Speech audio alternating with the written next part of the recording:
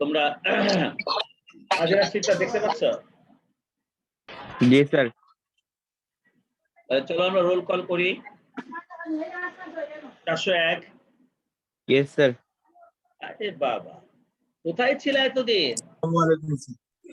Sir আমি অসুস্থ ছিলাম তো। ও আচ্ছা আচ্ছা আচ্ছা, এখন সুস্থ? জি স্যার আলহামদুলিল্লাহ। যাক। 402 3 প্রেজেন্ট স্যার। কত? 3 403। জি sir. 4 Yes, sir. 5 Present, sir. 6 7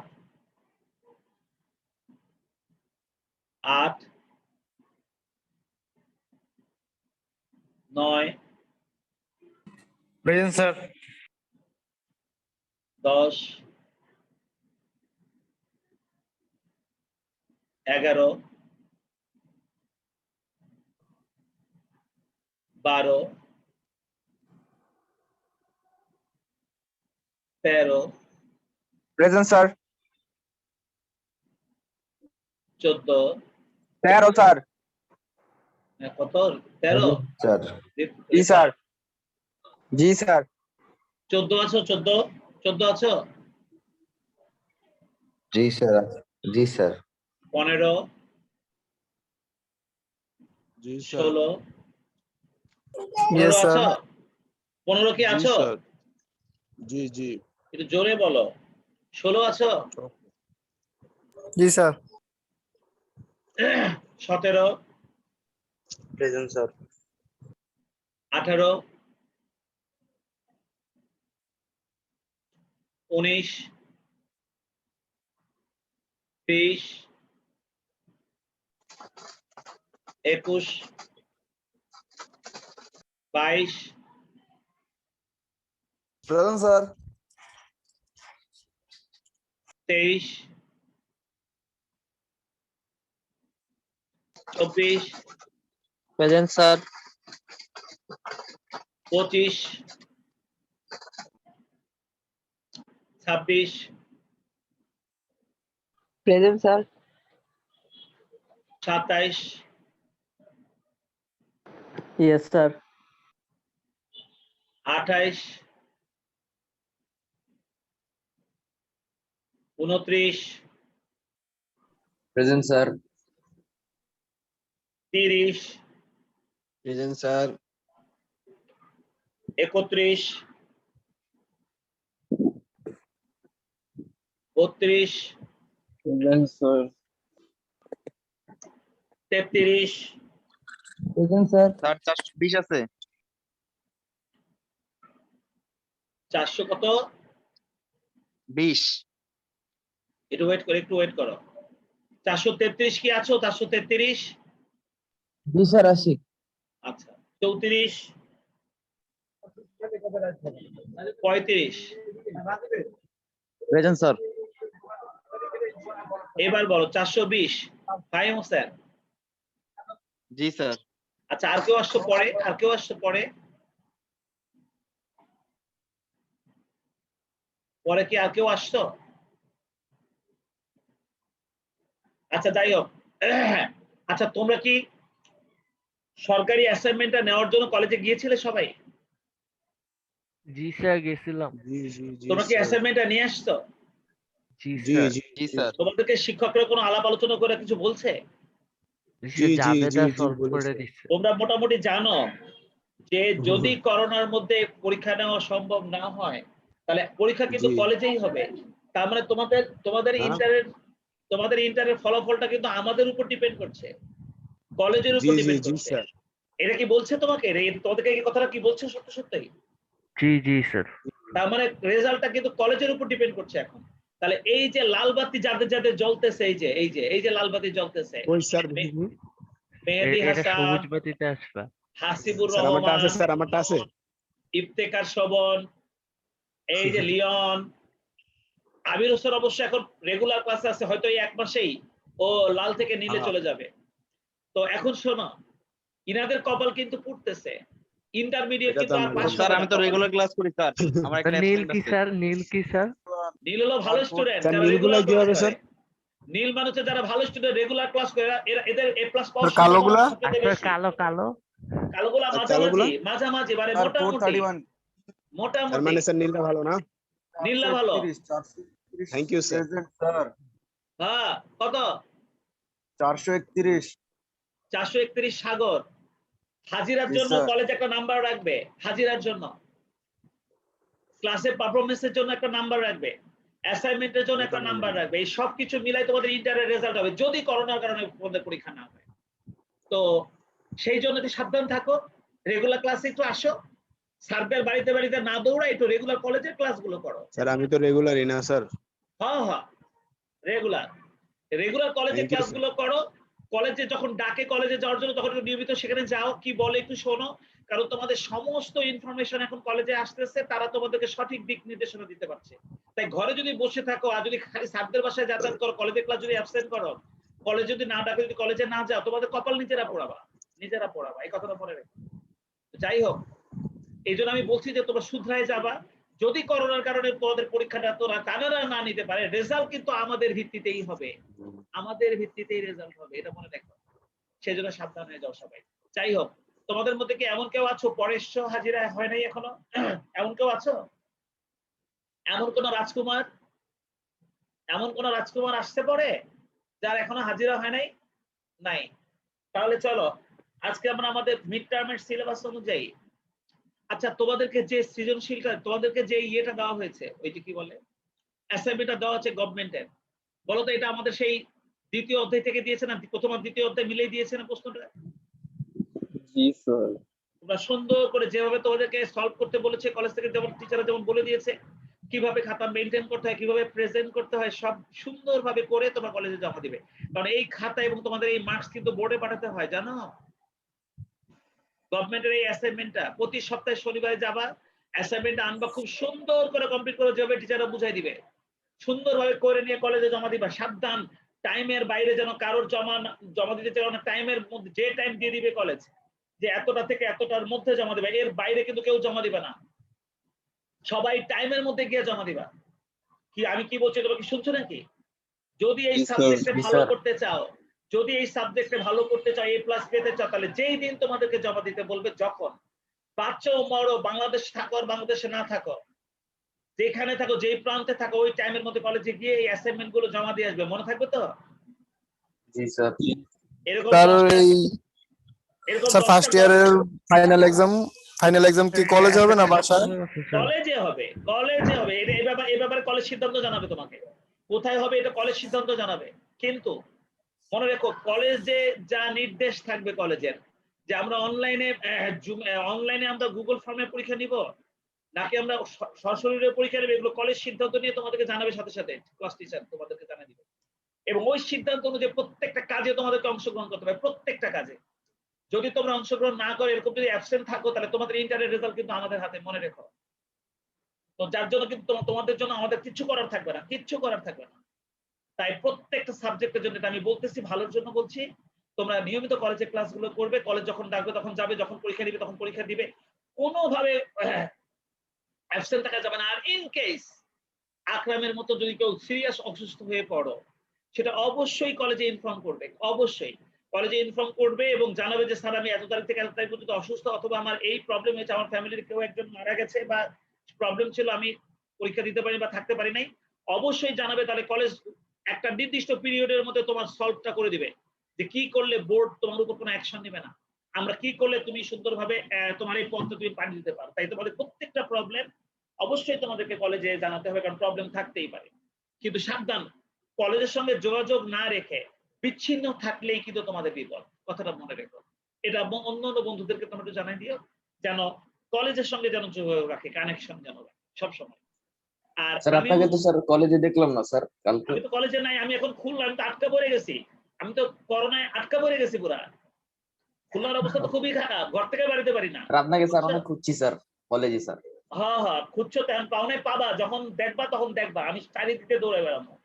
যখন দেখবো স্যার, তখন আমি ইনশাআল্লাহ। চারিদিকটা দৌড়ে বেড়াবো, দেখবা। এখন এখন এখন কয়েকদিন থাকতে পারতেছি না, আমি ভাবছিলাম চলে আসবো, 11 তারিখে ভাবছিলাম চলে আসবো, কিন্তু ওই যে যেটা করোনা বেড়ে গেল, খুলনা লকডাউন দিয়ে দিল, আর বাসা থেকে বেরোনো যায় না, ফ্যামিলির লোকজন বললো থাক, এখন থাক, যদি একান্ত ইমার্জেন্সি না হয় তাহলে যাওয়ার দরকার নেই। কারণ রাস্তাঘাটে কি অবস্থা হয় না হয়, শুধু তো বয়স হয়ে গেছে, এখন তো যে কোনো সময় আমরা ধরা খেয়ে যেতে পারি। তোমরা তো জোয়ান আছো, আল্লাহর রহমতে ভয়টাই নাই, কিন্তু আমরা তো ধরা খেয়ে যেতে পারি, তাই না? তো যাই হোক, তো এখন আমরা পড়াশোনায় যাব। আমাদের মিড টার্মের সিলেবাস অনুযায়ী আমাদের চূড়ান্ত হিসাব করার কথা, আর্থিক বিবরণী করার কথা। আমি প্রত্যেককেই বলছি, আমরা এমন ভাবে আর্থিক বিবরণীটা শিখবো, তোমরা দেখবা যে এইভাবে শিখলে তোমরা আরেকজনকে শেখাতে পারবা। তো একটা ক্লাসও মিস না করে মনোযোগ দিয়ে খালি তোমরা এই আর্থিক বিবরণীটা শিখো। আমি আজকে আর্থিক বিবরণী ক্লাস শুরু করছি। তোমরা সবাই খাতা কলম নাও, সবাই খাতা কলম নাও, যা আমি লিখতে বলবো সেগুলো লিখবা, এবং দাঁড়ান মোটা স্যার। যতটুকু আমি লিখতে বলবো ততটুকু লিখবা, এবং আর্থিক বিবরণীটা করার জন্য তোমরা রেডি হয়ে যাও। এই দেখো, আমরা আমাদের আর্থিক বিবরণী অধ্যায় 9, আমি এই মিড টার্মের সিলেবাসে তোমাদেরকে এই অধ্যায়টা রেখেছি, এই অধ্যায়টা রেখেছি। হ্যাঁ স্যার, আমার নেট প্রবলেম করতেছে, বারবার বের করে দিচ্ছে স্যার। ও স্যার, বলো প্রেজেন্ট কত? হয়েছে কত তোমার 406 406 406 406 ইবনুল কায়েস রকি। না, এই যে দিয়ে দিলাম, এই যে দিয়ে দিলাম। তুমি চেষ্টা করো রকি ক্লাসে থাকতে। আমরা আজকে চূড়ান্ত হিসাব করছি, তো এটা তোমার শেখা দরকার, এটা তোমার শেখা দরকার, তার অনেক ক্ষতি হয়ে যাবে। স্যার। স্যার, হ্যাঁ, পড়তে না পারলে রেকর্ডিংটা দিয়ে দিলেও হবে স্যার। না, রেকর্ডিং তো চলবেই, রেকর্ডিং তো দিয়ে দিব, আমি অবশ্যই রেকর্ডিং দিয়ে দিব। তোমার যদি থাকতে আচ্ছা পারো স্যার, থাকবা, আসসালামু আলাইকুম। হ্যাঁ সামনাসামনি থাকবা, সামনাসামনি থাকতে পারলে তোমার মনের প্রশ্নগুলো আমাকে করতে পারবে, আমি বুঝাতে পারবো। আর যদি একান্তই না থাকতে পারো, লাইনের প্রবলেমের জন্য অবশ্যই ভিডিওটা দেখে নিও, আমি ভিডিওটা দিয়ে দিব। আমি তো সবসময় ভিডিওটা দিয়ে দিই। আচ্ছা হ্যাঁ স্যার, হ্যাঁ, থ্যাংক ইউ স্যার। দিয়ে দিব। হ্যাঁ, তাহলে চলো, যতটুকু সময় থাকতে পারো থাকো। দেখো, আমরা আর্থিক বিবরণী অধ্যায় 9, আর্থিক বিবরণী তোমরা অলরেডি এসএসসি তে করেছো। খালি আমাদের 422 হাফিজ উদ্দিন, ও সায়েন্সে পড়েছে, আরো একজন সায়েন্সে পড়েছে, কিন্তু আমি হাফিজ উদ্দিনকে ভালো করে চিনি। ও কিন্তু দীর্ঘদিন ক্লাসে ছিল না, আল্লাহ জানে কই গেছিল, কে জানে, করোনার মধ্যে কি করতে গেছিল কোথায় জানি না, ক্লাসে ছিল না। কিন্তু ও কিন্তু এসএসসি তে আর্থিক বিবরণীটা করেনি। তাই হাফিজের জন্য এই ক্লাসটা অনেক অনেক জরুরি, অনেক ইম্পর্টেন্ট। তবে হাফিজের কষ্ট পাওয়ার কিছু নেই, কারণ আর্থিক বিবরণীটা এসএসসি লেভেলে অন্যান্যরা যেভাবে শিখেছে আমরা কিন্তু ওভাবে না, আরো সুন্দরভাবে একদম ভিতর থেকে শিখবো, যাতে খুঁটিনাটি কোনো বিষয় আমাদের কোনো প্রবলেম না থাকে। দেখো, সম্পূর্ণ আর্থিক বিবরণী শিখতে গেলে আমাদেরকে মোট 3টা কাজ শিখতে হবে। একটা হচ্ছে বিশদ আয় বিবরণী শিখতে হবে, একটা হচ্ছে মালিকানা সত্ত্ব বিবরণী শিখতে হবে, একটা হচ্ছে আর্থিক অবস্থার বিবরণী শিখতে হবে। তার মানে আমাদের টোটাল কাজ হচ্ছে আর্থিক বিবরণীতে 3টা। বিশদ আয় বিবরণী, আমি যদি মিড টার্মের আগে তোমাদেরকে শুধু বিশদ আয় বিবরণীটা শিখাই, তাহলে আমি শুধু বিশদ আয় বিবরণীর উপরই প্রশ্ন করব। আমি যদি মিড টার্মের মধ্যে তোমাদের বিশদ আয় বিবরণীর পাশাপাশি মালিকানা সত্ত্ব শেখাতে পারি, তাহলে আমি বিশদ আয় বিবরণী আর মালিকানা সত্ত্বের উপরে তোমাদের পরীক্ষাটা নিব। আর যদি আমি তোমাদেরকে পুরো আর্থিক অবস্থার বিবরণীটাও শেখাতে পারি, তাহলে আমি পুরোটার উপরেই পরীক্ষা নিব। যতটুকু আমি শিখাতে পারবো আমি ততটুকুর উপরে তোমাদের পরীক্ষা নিব, কিন্তু আমরা শিখবো অনেক ভালোভাবে। তবে চলো, সর্বপ্রথম আমরা শিখবো বিশদ আয় বিবরণী। 1 নম্বর পয়েন্ট, বিশদ আয় বিবরণী। এই বিশদ আয় বিবরণীর জন্য আমি একটা ছক তোমাদেরকে আঁকাবো। তোমরা যারা এর আগে অঙ্ক করেছো তারা জানো, বিশদ আয় বিবরণীতে অনেক বড় একটা ছক, কিন্তু আমি ছকটা অনেক ছোট করেছি, কারণ আমি এই ছকের মধ্যে মূল যে উপাদানগুলো সেগুলো লিখেছি, এবং আমি এখানে একটা ক্রমিক নাম্বার ব্যবহার করেছি। তোমরাও ঠিক আমার মতো করে ক্রমিক নাম্বার দিয়ে দিয়ে বিবরণীটা খাতায় তুলবা সুন্দর করে। দেখো, আমি একটা আর্থিক বিবরণীর ঘর টানছি, এখানে আমি ক্রমিক নাম্বার দিয়ে যে আইটেমগুলো তুলেছি সেগুলো তোমরা তুলবে, এইভাবেই তুলবে আমার মতো করে। আমি যেভাবে করেছি ঠিক সেইভাবে ছকটা টানবে। তবে ডান দিকের এই 2টা ছক বাদে, এই 2টা ছক তোমরা এখন টানবে না। এই 2টা ছক হচ্ছে আমার 2টা নোট, এই 2টা ছক হচ্ছে আমার 2টা নোট। আমি যখন এই 2টা নোট নিয়ে আলোচনা করব, তখন আমি তোমাদেরকে এই নোটটা বুঝাবো, তখন তোমরা এই নোটটা তুলবে। এখন শুধুমাত্র তোমরা এই 2টা টাকার ঘর আর এই বিবরণ, এই ছকটা তোমরা একটু জলদি টানো, জলদি জলদি তোমরা ছকটা টানো, লিখবে না। আমি ছকটা খালি, হ্যাঁ বলো। আমরা না 3 ঘোড়া স্যার করতেছিলাম। Present sir, sir 411 sir, 11 sir. পারবে স্যার 31 দিয়েছিলেন স্যার। জসিমউদ্দিন? না স্যার। হ্যাঁ দিয়েছি, জি দিয়েছি, স্যার। 411 দিয়েছি। জি স্যার। আর কেউ আছো? 31 দিয়েছিলেন স্যার, 431। হ্যাঁ হ্যাঁ হ্যাঁ দিয়েছি, সাগর দিয়েছি, সাগর দিয়েছি। হ্যাঁ ওই যে সাগর। হ্যাঁ আর কেউ আছো নাকি? আর কেউ আছো? ঠিক আছে স্যার আমরা না 3 ঘোড়া করতেছিলাম। না 3 ঘরে আলোচনা শেষ করেছি আমি সেদিন, 2টা অঙ্ক করে দিয়েছি না তোমাদের? হ্যাঁ হ্যাঁ স্যার। আমি তো বলে দিয়েছিলাম যে 2টা অঙ্ক করার পর আমি খালি 3 ঘন্টা তোমাদেরকে দেখাই দিলাম। খুচরা নগদানটা আমরা আমাদের এই কোর্সটা শেষ করে, মিড টার্মের কোর্সটা শেষ করে, যেহেতু মিড টার্মটা জুলাই মাসে নেওয়ার কথা, তাই মিড টার্মে যদি আমরা মিড টার্মের কোর্সটা শেষ করে যদি সময় পাই আমি খুচরা নগদানটা তোমাদেরকে দেখাবো। এটা আমরা হাতে রাখছি। কি বলছি বুঝছো? কারণ মিড টার্মে তোমাদের পুনরালোচনাটা রাখা হয় নাই, পুনরালোচনাটা মিড টার্মে রাখা হয়নি বলে এখন আমাদের এই আর্থিক বিবরণীটা শেখানো জরুরি। সেই জন্য আমরা 3 ঘন্টা নগদান 3 ঘরে কি স্যার নাই স্যার মিড টার্মে স্যার? হ্যাঁ কি বলো? 3 ঘরে কি নাই স্যার? 3 ঘরে পুনরালোচনার আমি রেখেছিলাম, কিন্তু দেখা যাচ্ছে যে মিড টার্মের মধ্যে পুনরালোচনাটা রাখা হয়নি, কারণ মিড টার্মটা খুব স্বল্প সময়ের মধ্যে হবে, তো জুলাই মাসেই হয়ে যাবে ঈদের পরে। ও বা ঈদের তার আগে। মানে নাই স্যার না? তো সেই জন্য হ্যাঁ এখন আপাতত তা রাখি নাই, তবে সিদ্ধান্তটা আমি তোমাদেরকে শেষ পরীক্ষার সময় জানাবো, এখন না। এখন তোমরা ধরে নাও যে ওটা নাই। যদি থাকে 3 ঘন্টা নগদান আমি শিখাইছি, যদি থাকে তাহলে তোমরা একদিনের মধ্যে অঙ্ক করে তোমরা করে ফেলবা, পারবা না? এটা কি কঠিন? না স্যার অত কঠিন। ব্যাস তাহলে আসো, আর কথা নাই, আমরা ওদের আলোচনায় যাই। তোমরা এই ছকটা টানো এবং সবাই খেয়াল করো, প্রতিষ্ঠানের নাম, বিশদ আয় বিবরণী, আর এখানে আমরা তারিখটা ঠিক এইভাবে ব্যবহার করব। এবং আমরা বিশদ আয় বিবরণীর জন্য যদিও ঘর টানবো 3টা, কিন্তু এখানে আমরা টানছি 2টা, কারণ আমি খালি মূল বিবরণীটা তোমাদেরকে লিখিয়েছি। এটা আসলে অ্যাকচুয়াল বিবরণী নয়, এই বিবরণীটা হচ্ছে একটা মূল বিবরণী, যাতে আমি এই বিবরণীটা তোমাদেরকে মুখে মুখে পড়া ধরতে পারি, শর্টকাটে আমি মুখে মুখে যাতে তোমাদেরকে পড়া ধরতে পারি, সেই জন্য আমি এখানে 2টা টাকার ঘর টেনে আমি এই মূল বিবরণীটা তোমাদেরকে দিয়েছি। কিন্তু যখন আমরা অঙ্ক করতে যাব তখন দেখবা যে আমরা এই মূল বিবরণীকে যখন আমরা অঙ্কটা করবো তখন আবার 3টা টাকার ঘর টেনে করছি। তো যার জন্য এখন তোমরা 2টা টাকার ঘর টেনে মূল বিবরণীটা তোলো। স্যার তোমরা কমপ্লিট সবাই হয়েছে একটু স্যার। খেয়াল করে দেখো, সবাই একটু খেয়াল করে দেখো। 1 নম্বরে আমি লিখেছি নির্বিক্রয়, তার মানে বিশদ আয় বিবরণীর সর্বপ্রথম গুরুত্বপূর্ণ আইটেম হচ্ছে নির্বিক্রয়। নির্বিক্রয় কিন্তু এমনি এমনি পাওয়া যায় না, নির্বিক্রয়টা বের করতে হয়। তার মানে হলো বিক্রয়ের সঙ্গে কিছু কিছু আইটেম আছে যেগুলো যোগ হয়, কিছু কিছু আইটেম আছে যেগুলো বাদ যায়। এই কিছু কিছু আইটেম যারা যোগ হয় এবং কিছু কিছু আইটেম যারা বাদ যায়, এদের সঙ্গে পরিচিত হতে হবে। আর এদের সঙ্গে পরিচিত হওয়ার জন্য আমি এই নিট বিক্রয় নিয়ে আলাদা অঙ্ক তৈরি করব। শুধুমাত্র নিট বিক্রয় বের করতে হবে এবং অঙ্ক তৈরি করে আমরা সেই অঙ্কগুলো প্র্যাকটিস করব। আর এর জন্য আমি এটার পাশে 1 নাম্বার লিখেছি, তার মানে বিশদ আয় বিবরণী, এটা হচ্ছে আমাদের 1 নাম্বার প্রবলেম। কিভাবে নিট বিক্রয় বের করতে হয় এটা তোমাদেরকে শিখতে হবে, আর এই জন্য আমি এটা পাশে 1 নাম্বার দিয়েছি। তবে মনে রাখো এখানে আমি সরাসরি নিট বিক্রয়টা লিখেছি, কিন্তু অঙ্কে তোমাদেরকে নিট বিক্রয়টা বের করতে হবে। তো কিভাবে নিট বিক্রয়টা বের করা যায় আমরা সেটা শিখবো। তোমরা খালি বিবরণীটা মনে রাখার জন্য মনে রাখো যে 1 নাম্বার আইটেম হচ্ছে আমাদের নিট বিক্রয় বিশদ আয় বিবরণীতে, সেটা যেভাবেই হোক বের করার, সেখান থেকে আমাদের বাদ দিতে হবে বিকৃত পণ্যের ব্যয়। তোমরা দেখো 2 নাম্বার পয়েন্টে আমি বিকৃত পণ্যের ব্যয় লিখেছি, তার মানে এই বিকৃত পণ্যের ব্যয়টাও তোমাদের কাছে রেডি থাকবে না, এই বিকৃত পণ্যের ব্যয়টাও তোমাদেরকে রেডি করতে হবে। বিকৃত পণ্যের ব্যয়টাও তোমাদের কাছে রেডি থাকবে না, এটা তোমাদেরকে রেডি করতে হবে। এই কারণে আমি এটাকে 2 নাম্বার পয়েন্ট দিয়েছি। তার মানে এই বিকৃত পণ্যের ব্যয়টা হচ্ছে আমাদের 2 নাম্বার প্রবলেম। অর্থাৎ এমন অঙ্ক আমরা তৈরি করব যে অঙ্ক থেকে আমরা কিভাবে বিকৃত পণ্যের ব্যয় বের করতে হয় আমরা যেন সেটা বের করতে পারি। আর এইভাবে যদি আমি কয়েকটা অঙ্ক তোমাদেরকে বিকৃত পণ্যের ব্যয় বের করার জন্য করাই, তাহলে দেখা যাবে তোমাদের কারোরই বিকৃত পণ্যের ব্যয়টা বের করতে আর কোনো সমস্যা হবে না। আর তোমরা খুব ভালো করেই জানো সৃজনশীল পরীক্ষা মানে হলো যে তোমাকে কোনখান থেকে প্রশ্ন করা হলেও যেন তুমি সেই জবাবটা দিতে পারো। তাই প্রত্যেকটা পার্টের জবাব তোমাকে খুব ভালোভাবে পারতে হবে। নিট বিক্রয় বের করার ক্ষেত্রে কোনো জটিলতা থাকবে না, সবকিছু পারতে হবে। বিকৃত পণ্যের ব্যয় বের করতে গিয়েও কোনো কঠিনতা থাকবে না, সবকিছু পারতে হবে। সেই জন্য আমি 2 নাম্বার পয়েন্ট দিয়েছি এটাকে, যে আমরা বিকৃত পণ্যের ব্যয়টাও কিভাবে বের করতে হয় সেটা আমি শিখবো, এবং এটা নিয়ে আমাদের আলাদা অঙ্ক হবে। তো যদি আমি 1 নম্বরে নিট বিক্রয় এবং 2 নম্বরে যদি আমি বিকৃত পণ্যের ব্যয়টা বের করতে পারি, তাহলে এই দুইটাকে বাদ দিলেই আমরা আমাদের প্রথম স্টেপ মোট মুনাফাটা পেয়ে যাব।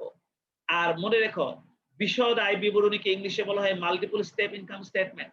মাল্টিপল স্টেপ ইনকাম স্টেটমেন্টের প্রথম স্টেপটাই হচ্ছে মোট মুনাফা বের করা। আমি যদি তোমাদেরকে জিজ্ঞাসা করি বিশদ আয় বিবরণীর প্রথম ধাপটা কি, বিশদ আয় বিবরণীতে আমরা প্রথম ধাপে কি বের করি, উত্তর বিশদ আয় বিবরণীর প্রথম ধাপে আমরা মোট মুনাফা বের করি। আমি যদি জিজ্ঞাসা করি ভাইবাতে মোট মুনাফাটা আমরা কিভাবে বের করি, উত্তর নিট বিক্রয় থেকে বিক্রিত পণ্যের ব্যয় বাদ দিলেই মোট মুনাফা পাওয়া যায়। তোমরা কি আমার কথা শুনছো সবাই? হাফিজ, হাফিজ তুমি কি আমার কথা শুনতে পাচ্ছ হাফিজ? নিট বিক্রয় থেকে বিক্রিত পণ্যের ব্যয় বাদ দিলে আমরা মোট মুনাফা পাই। এটা হলো বিশদ আয় বিবরণী প্রথম ধাপ। আর এর মধ্যে নিট বিক্রয়টা কিভাবে বের করা যাবে আমরা শিখবো। বিক্রিত পণ্যের ব্যয় জিনিসটা কি আমরা শিখবো। বিক্রিত পণ্যের ব্যয় কিভাবে বের করতে হয় ওটাও আমরা শিখবো। ওটার উপর আলাদা অঙ্ক হবে, যথেষ্ট প্র্যাকটিস হবে। এখন আমরা শুধুমাত্র এই শর্টকাট বিবরণীটা মনে রাখার জন্য আমরা আলোচনাটা করছি। তাহলে নিট বিক্রয় থেকে বিক্রিত পণ্যের ব্যয় বাদ দিলে তাহলে তোমরা কি পাবে? মোট মুনাফা পাবে। মনে রাখা যাবে তো? এরপরে দেখো মোট মুনাফা বের হয়ে গেলে তোমাকে 3 নম্বরে পরোক্ষ পরিচালন আয়গুলোকে যোগ করতে হবে। আমার ওষুধের কাছে পরোক্ষ পরিচালন আয় কারা? পরোক্ষ পরিচালন আয় 3 নাম্বার পয়েন্ট। তবে এটা নিয়ে আমি আলাদা কোনো অঙ্ক তৈরি করব না। পরোক্ষ পরিচালন আয় তোমাদেরকে আমি আজকেই এখানে শিখাই দিব। তোমরা মনে রাখবে পরোক্ষ পরিচালন আয় মাত্র এই 3টাই আছে। একটা হচ্ছে বাট্টা প্রাপ্তি, একটা হচ্ছে কমিশন প্রাপ্তি, আর একটা হচ্ছে চালানি কারবারের মুনাফা, আর একটা হচ্ছে চালানি কারবারের মুনাফা। এই তোমরা কি চালানি কারবারের আগে কখনো শিখেছো? চালানি কারবারের না, নামটা স্যার। কি তোমরা না, আগে স্যার। কখনো শুনেছো? No sir. শুনেছো? সায়েম নাসের, না স্যার। সায়েম নাসের, সায়েম নাসের, তুমি কি আমাকে বলতে পারবা এই চালানি কারবারটা কি জিনিস বলতে পারবা? স্যার এটা আজকে প্রথম শুনছি তো। আজকে জীবনের প্রথম শুনছো, সেই জন্য আমি চালানি কারবারটা বুঝতে পারছি না। তাহলে সায়েম নাসের তুমি মাইকটা অন রাখো। আমি আজকে তোমাকে চালানি কারবার জিনিসটা বোঝাবো এবং তোমার মাধ্যমে বাকি সকলকে বুঝাবো। তুমি কি মাইকটা অন রাখছো তো? আমি জিজ্ঞাসা করলে জি, স্যার। জবাব দিতে পারবা তো? জি, তোমরা দেখো আমাদের পরোক্ষ পরিচালন আয়ের মধ্যে 3টা আইটেম রয়েছে। পরোক্ষ পরিচালন আয়ের মধ্যে আমাদের 3টা আইটেম রয়েছে। একটা হচ্ছে বাট্টা প্রাপ্তি, একটা হচ্ছে কমিশন প্রাপ্তি, আর একটা হচ্ছে চালানি কারবারের মুনাফা। তোমরা এসএসসি লেভেলে এই আইটেমটা পাওনি, কিন্তু ইন্টার লেভেলে অনেক অঙ্কের মধ্যে তোমরা এই আইটেমটা পাবে। ইন্টার লেভেলে তোমরা এই আইটেমটা অনেকগুলো অঙ্কের মধ্যে পাবে। তো চালানি কারবারের মুনাফা জিনিসটা যদি জানতে চাই তাহলে আগে আমাদেরকে জানতে হবে হোয়াট ইজ চালানি কারবার। এই চালানি কারবারটা কি? ইংলিশে এটাকে বলা হয় কনসাইনমেন্ট বিজনেস। ইংলিশে এটাকে বলা হয় কনসাইনমেন্ট বিজনেস। আমি সায়েম নাসেরের মাইকটা অন রেখেছি কারণ আমি ওর সঙ্গে একটা ব্যাপারে আলাপ করব। আলাপ করে আমি এই চালানি কারবারটা বোঝাবো। তোমরা সবাই শুনে রাখো, আমি একটা ব্যবসায় নামছি। আমার বিজনেসটা হচ্ছে আমি চায়না থেকে ইলেকট্রনিক্স ডিভাইস আমদানি করি। আমি বিভিন্ন ধরনের কম্পিউটার অ্যাক্সেসরিজ আমদানি করি। কম্পিউটারের বিভিন্ন পার্টস গুলো আমি চায়না থেকে আমদানি করি কন্টেনার ভরে, এবং এই কন্টেনার ভর্তি মালগুলো কম্পিউটার অ্যাক্সেসরিজ গুলো আমি ঢাকা শহরের বিভিন্ন মার্কেটে এবং দোকানগুলোতে আমি সরবরাহ করি, পাইকারি বিক্রি করি। তোমরা কি আমার বিজনেসটা সম্পর্কে বুঝতে পেরেছো আমি কি ধরনের বিজনেস করি? আমি চায়না থেকে কম্পিউটার অ্যাক্সেসরিজ আমদানি করি এবং কন্টেনার ভরে আমদানি করি, এবং এই আমদানি করা মালগুলো আমি আমার দায়িত্বে আমি ঢাকা শহরের বিভিন্ন মার্কেটে এবং দোকানদারদের কাছে পাইকারি এই প্রোডাক্টগুলো বিক্রয় করি। এখন আমার খুব ইচ্ছা আমি এই মালটা চট্টগ্রামেও বিক্রি করব। চট্টগ্রামেও আমি এই পণ্যটা বিক্রয় করবো, কিন্তু আমি তো চট্টগ্রামে থাকি না, আমি তো থাকি ঢাকায়। সেই জন্য চট্টগ্রামে থাকে সায়েম নাসের। আমি সায়েম নাসেরকে বললাম, সায়েম নাসের আমি যে ব্যবসাটায় নেমেছি আমি এখান থেকে কিছু মাল যদি চট্টগ্রামে পাঠাই, তুমি এটার জন্য একটা অফিস দিবা, ওইটার খরচ আমি দেব। তুমি ওই চট্টগ্রামে বিভিন্ন মার্কেটে মার্কেটে বিজ্ঞাপন চালাবা, সেই বিজ্ঞাপন খরচটাও আমি দেব। তুমি কিছু লোক নিয়োগ করবা, তাদের বেতনও আমি দেব। তুমি শুধু আমার এই মালগুলো সব মার্কেটে এবং দোকানে দোকানে বিক্রয় করবা। এর বিনিময়ে আমি কিন্তু তোমাকে কোনো বেতন দেব না, তবে বিক্রয়ের উপর আমি তোমাকে একটা কমিশন দিব। সায়েম নাসের তুমি কি আমার সঙ্গে ব্যবসাটা করবা?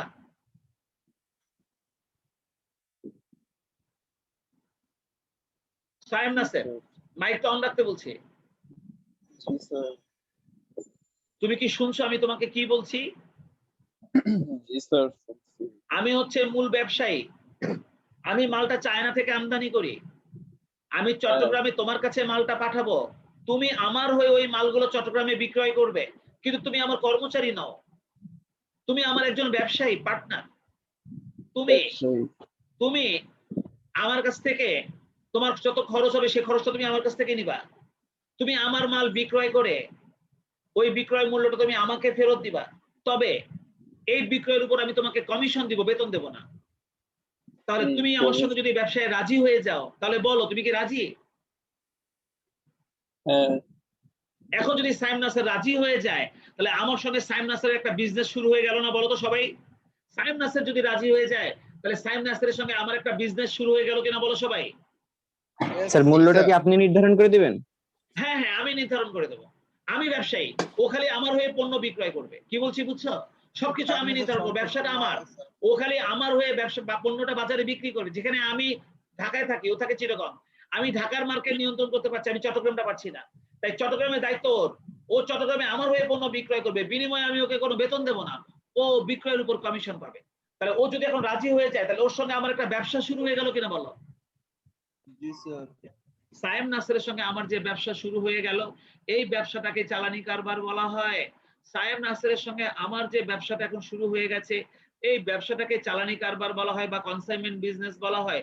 তোমরা কি সবাই কনসাইনমেন্ট বিজনেস বা চালানি কারবারটা কি জিনিস চিনতে পারছো? তোমাকে সবাই চালানি কারবারটা কি ধরনের ব্যবসা তোমরা বুঝতে পেরেছো?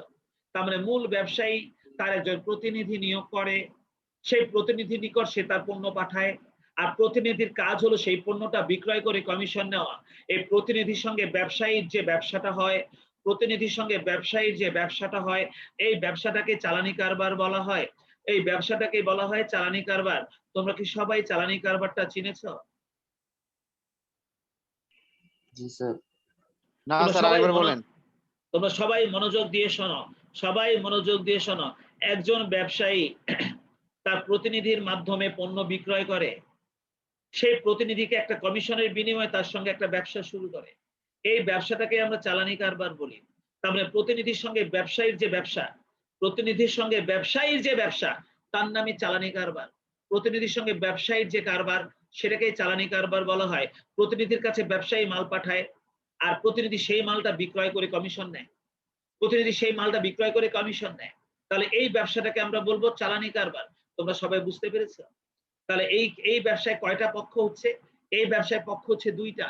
একটা হচ্ছে আমি ব্যবসায়ী, আর একটা হচ্ছে সাইম নাসের, সে হচ্ছে প্রতিনিধি। সাইম নাসের কি বলা হয়? প্রতিনিধি বলা হয়। ইংলিশে আমাকে বলা হবে কনসাইনর। এই ব্যবসায় আমি হচ্ছে কনসাইনর বা মূল ব্যবসায়ী, আর তোমার সাইম নাসেরকে বলা হবে কনসাইনি বা বাংলায় বলা হবে প্রতিনিধি।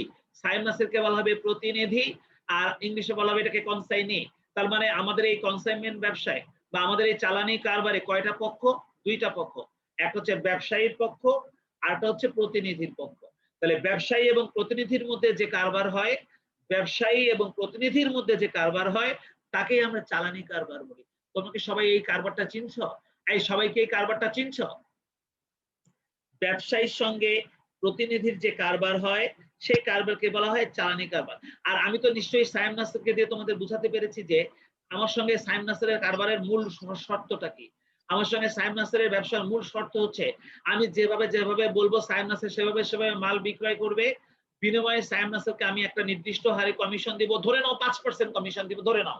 এই পার্সেন্টেজটা আমাদের চুক্তির মাধ্যমে নির্ধারিত হয়। আমরা যখন নিজেরা বসে আলাপ আলোচনা করব তখনই আমরা নির্ধারণ করবো। আমি ধরে নিলাম আমি ওকে 5% কমিশন দেওয়ার সিদ্ধান্ত নিয়েছি। তাহলে মনে রাখো 5% কমিশনের শর্তে সাইম নাসেরের সঙ্গে আমার যে ব্যবসাটা হচ্ছে, এই ব্যবসাটার নাম চালানি কারবার। তোমরা কি আমার কথা বুঝছো? আমি সাইম নাসেরের কাছে মাল পাঠাবো, আর সাইম নাসের এই মালটা 5% কমিশনের বিনিময়ে পণ্যটা বাজারে বিক্রয় করে দেবে আমার হয়ে পণ্য বিক্রয় করে সে তার কমিশনটা কেটে রেখে বাকি টাকাটা সে আমাকে দিয়ে দিবে। তোমরা কি সবাই আমার কথাটা বুঝতে পেরেছো? চালানি কারবারটা কিভাবে হয় তোমরা কি আমার কথা বুঝতে পেরেছো? আমি সাইম নাসেরের কাছে যদি 50,000 টাকার মাল পাঠাই, সাইম নাসের এই মালটা আগে বিক্রয় করবে। সে যত টাকায় বিক্রয় করবে, বিক্রয় করার পর আমি যে মূল্য নির্ধারণ করে দেবো সেটা কম পক্ষে মূল্য। সে ইচ্ছা করলে বেশি দামেও পণ্য বিক্রয় করতে পারে। তো যদি সে বেশি দামে পণ্য বিক্রয় করে টোটাল যে পরিমাণ টাকা মাল সে বিক্রয় করবে, সে বিক্রয়ের উপর সে একটা কমিশন নেবে, বাকি টাকাটা সে আমাকে ফেরত দিয়ে দিবে। তোমরা কি আমার কথাটা বুঝতে পেরেছো? এই ব্যবসাটাকে আমরা বলি চালানি কারবার। আরো একটা কথা মনোযোগ দিয়ে শুনে নাও, চালানি কারবারে আমি 50,000 টাকার মাল পাঠিয়েছি সায়েম নাসেরের কাছে, কিন্তু সায়েম নাসের এখনো পর্যন্ত মালটা বিক্রয় করতে পারেনি। তাহলে চালানি কারবারে আমি সায়েম নাসের কাছে কত টাকার মাল পাঠিয়েছি? 50,000 টাকার মাল পাঠিয়েছি, কিন্তু সায়েম নাসের এখনো পর্যন্ত সেই মালটা বিক্রয় করতে পারেনি। যতক্ষণ পর্যন্ত সায়েম নাসের এই পণ্যটা বিক্রয় করতে পারবে না, ততক্ষণ পর্যন্ত চালানি কারবারে প্রেরিত পণ্যটা আমাদের চলতি সম্পদ হিসেবে বিবেচিত হবে। ততক্ষণ পর্যন্ত এই চালানি কারবারে প্রেরিত পণ্যটা আমাদের চলতি সম্পদ হিসেবে বিবেচিত হবে। তোমরা কি সবাই আমার কথাটা শুনেছো? চালানি কারবারে যে পণ্যটা প্রতিনিধির কাছে পাঠানো হয়, প্রতিনিধি যতদিন পর্যন্ত এই পণ্যটা বিক্রয় করতে পারবে না, ততদিন পর্যন্ত চালানি কারবারে প্রেরিত পণ্যটা আমাদের চলতি সম্পদ হিসেবে বিবেচিত হবে। কিন্তু যখনই প্রতিনিধি আমাদেরকে জানাবে ফোন করে যে আমরা আপনার পণ্য অলরেডি বিক্রয় করে ফেলছি, তখন আর চালানি কারবারে প্রেরিত পণ্যকে তখন আর চলতি সম্পত্তি বলা যাবে না, তখন আর সে চলতি সম্পদ থাকবে না। তখন আমাদের হিসাব নিকাশ করে বের করতে হবে আমাদের এই কারবার থেকে কি পরিমাণ মুনাফা অথবা ক্ষতি হয়েছে। তখন আর চালানি কারবারের প্রেরিত পণ্যটাকে তখন আর সম্পত্তি বলা যাবে না। অর্থাৎ অঙ্কের সমন্বয়ের মধ্যে যখন তোমাকে বলে দেবে চালানি কারবারের সমস্ত পণ্য সায়েম নাসের 60,000 টাকায় বিক্রয় করে ফেলেছে, তখন আর চালানি কারবারের প্রেরিত পণ্যকে তুমি চলতি সম্পদ বলতে পারবা না। ধরো আমি চালানি কারবারে সায়েম নাসের কাছে 50,000 টাকার মাল পাঠিয়েছিলাম, এটা আমাদের রেওয়া মিলে ছিল। তোমরা রেওয়া মিলে দেখতে পাচ্ছ চালানি কারবারে প্রেরিত পণ্য 50,000 টাকা রয়েছে। তার মানে আমি সায়েম নাসেরের কাছে 50,000 টাকার চালানি কারবারে পণ্য প্রেরণ করেছি, কিন্তু সায়েম নাসের এখনো পর্যন্ত রেওয়া মিল করা পর্যন্ত ও কিন্তু পণ্যটা বিক্রয় করতে পারেনি। তাহলে আমরা এই চালানি কারবারে প্রেরিত পণ্যটাকে চলতি সম্পত্তি হিসেবে গণ্য করব। কিন্তু সমন্বয়ের মধ্যে আমাদেরকে বলে দিল সায়েম নাসের সেই পণ্যটা 60,000 টাকায় বিক্রয় করে ফেলেছে 5% কমিশনের শর্তে। এই কথাটা যদি সমন্বয়ের মধ্যে বলে দেয়, তার মানে আমাদের চালানি কারবারে প্রেরিত পণ্যটা এখন আর চলতি সম্পদ হিসেবে থাকবে না। এখন আমাদেরকে ক্যালকুলেশন করে বের করতে হবে যে এই চালানি কারবার থেকে আমাদের কি পরিমাণ মুনাফা অথবা ক্ষতি হয়েছে। চলো আমরা ডান দিকের এই ছকটার মধ্যে একটু তাকাই, ডান দিকের এই ছকটার মধ্যে একটু তাকাই, দেখি আমরা এই ক্যালকুলেশনটা বুঝতে পারি কিনা। দেখো আমি উপরে লিখেছি চালানি কারবারের মুনাফা নির্ণয়। কিভাবে চালানি কারবারের মুনাফা বের করা হয় তোমরা সবাই একটু মনোযোগ দিয়ে দেখো। প্রথমেই লেখা হচ্ছে বিক্রয় 60,000 টাকা। সায়েম নাসের আমার 50,000 টাকার মাল 60,000 টাকায় বিক্রয় করে দিয়েছে। সায়েম নাসের আমার 50,000 টাকার মাল যেটা আমি ওর কাছে পাঠাইছিলাম, সেই মালটাও কয় টাকায় বিক্রয় করে ফেলেছে? 60,000 টাকায় বিক্রয় করে ফেলেছে। সেখান থেকে সে কি করবে? প্রথমে তার নিজের কমিশনটা কেটে রাখবে। বলতো সায়েম নাসের আমার এই বিক্রয়ের উপর 5% কমিশন পাওয়ার অধিকারী না? সেই জন্য ওই 60,000 টাকা থেকে বাদ কমিশন 5%, সায়েম নাসের তার নিজের কমিশন 3,000 টাকা কেটে রাখবে। তাহলে এবার বলো তো আমি কি তাহলে সায়েম নাসের কাছে 57,000 টাকা পাবো না? আমি তাহলে সায়েম নাসের কাছে এখন 60,000 টাকা বিক্রয়ের পণ্য থেকে 3,000 টাকা যদি ওর কমিশন হয়, তাহলে এখন আমি সায়েম নাসের কাছ থেকে কি তাহলে 57,000 টাকা পাবো না? তোমরা কি সবাই আমার কথা বুঝতে পারছো? তোমরা কি সবাই আমার কথা শুনতে পাচ্ছো? তোমরা কি বুঝতে পারছো আমার কথা? এই 57,000 টাকাকে আমরা বলতেছি প্রতিনিধির নিকট প্রাপ্য। এই 57,000 কে আমরা বলছি প্রতিনিধির নিকট প্রাপ্য। হ্যাঁ, এটা কত অধ্যায়? নবম অধ্যায়, নবম অধ্যায় মানে দ্বিতীয় মানে সেকেন্ড পেপার না sir first paper? First paper. আমি স্যার কেবল আসলাম তো স্যার, কারেন্ট ছিল না। তোমার রোল কত? Sir 412 sir. স্যার এই রেকর্ডিং করতেছেন না স্যার? মানে হ্যাঁ, দিয়ে হ্যাঁ। দিন স্যার। হ্যাঁ হ্যাঁ, এটা প্রত্যেকবারই দেওয়া লাগে, এটা তোমার কম লাগবে না। একটু রেকর্ডিংটা দেখে লও। আজকে খুব ইম্পর্টেন্ট ক্লাস ছিল, আজকে খুব ইম্পর্টেন্ট ক্লাস ছিল, তাই রেকর্ডিংটা সবসময় পাবা আর দেখবা। যাই হোক, এখন কথা না আমার আলোচনা শেষ করি। সায়েম নাসের আমার পণ্যটা যদি 60,000 টাকায় বিক্রয় করে ফেলে, তাহলে সে তার নিয়ম অনুযায়ী 5% কমিশন পাবে। ওই 60,000 এর উপরে যদি ও 5% কমিশন নেয়, তাহলে ওর কমিশনটা হবে 3,000। ওর কমিশন কেটে রাখার পর বলতো বাকি 57,000 টাকা কি সায়েম নাসের আমার কাছে পাঠাই দিবে না? এই টাকাটা আমার না বলতো? এটাকে আমরা বলবো প্রতিনিধির নিকট প্রাপ্য। হাফিজ উদ্দিন কথা কয়, তুমি কি আমার কথা বুঝতে পারতেছো? আমি যা বলতেছি তুমি কি বুঝতে পারতেছো? বোধহয় নাই। তাহলে প্রতিনিধির নিকট প্রাপ্য হচ্ছে 57,000। কিন্তু তোমরা বলো তো আমি কি সায়েম নাসের কাছে 57,000 টাকার মাল পাঠিয়েছিলাম না 50,000 টাকার মাল পাঠিয়েছিলাম?